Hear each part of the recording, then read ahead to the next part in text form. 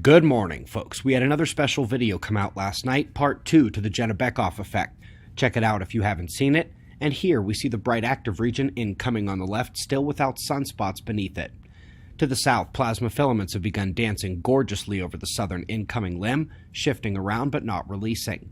And of course, we're seeing the end of the large coronal hole system turning through center longitudes, towards the departing limb. We are waiting to see if those trailing portions impact Earth with their solar wind, and while we wait, the actual plasma stream at Earth is descending in intensity. It's especially visible in the purple, plasma speed dropping to ambient quiet levels, allowing for a similar return at the KP index back into the green. Top Earth event yesterday was a large earthquake that struck the Philippines. At least 4 are confirmed dead as the 6.6 struck shallow and shook the region, striking exactly on one of the red alert stars in the forecast model posted to Twitter and the app the night before.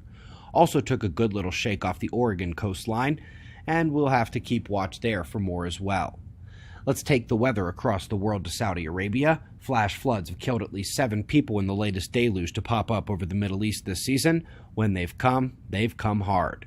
And sticking with the weather, the first science article today is an inner circle discussion of the politics and global involvement in weather modification. On one hand, it's always kind of nice for our community to see their struggles to gain consensus and move forward.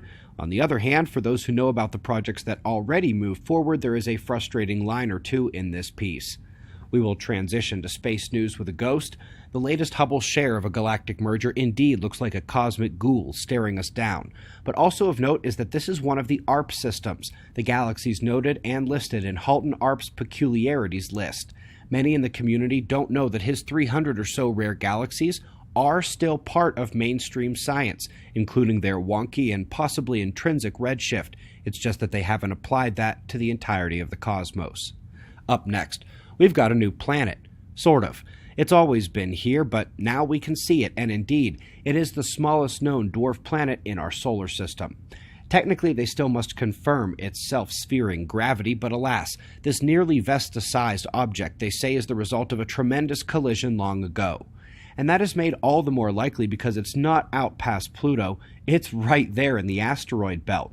This is one of the most amazing games of hide and seek coming to an end, given how well we have studied and scoured that asteroid belt. 2 Titanic stories to end here.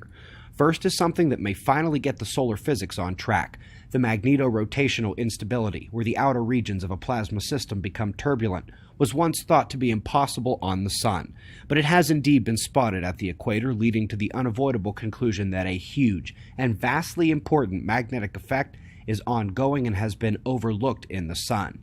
It acts where the sunspots form, and it is not found in one single solar dynamo physics model on Earth. This could be the first step that's actually needed to address this subfield and begin to answer some of those mysteries on our star, like how big can it go? And tangentially to that question, we slip over to a recurrent nova.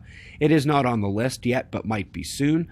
14 years after its initial outburst, V1047 began rebrightening.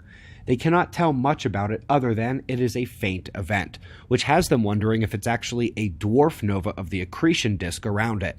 But that guess could also have swung the way of a nova event 10 to 100 times less powerful than the one 14 years earlier. At those numbers, we are scaled down from the original, traditional nova to a micronova burst. If they keep the dwarf nova explanation, it won't make the list, but otherwise it will, and it will be the first in-progress micronova we've seen at an already recurrent nova star system. Not really sure we could have a more related ending story for those special videos we've put out 2 nights in a row, or the larger cosmic disaster scenario. Watch last night's video and the full movie if you haven't seen them yet. We greatly appreciate your support. We've got wind map forecasts and shots of our star to close. We'll do this all again tomorrow, right here, but right now it's 5 a.m. in the new Valley of the Sun. Eyes open, no fear. Be safe, everyone.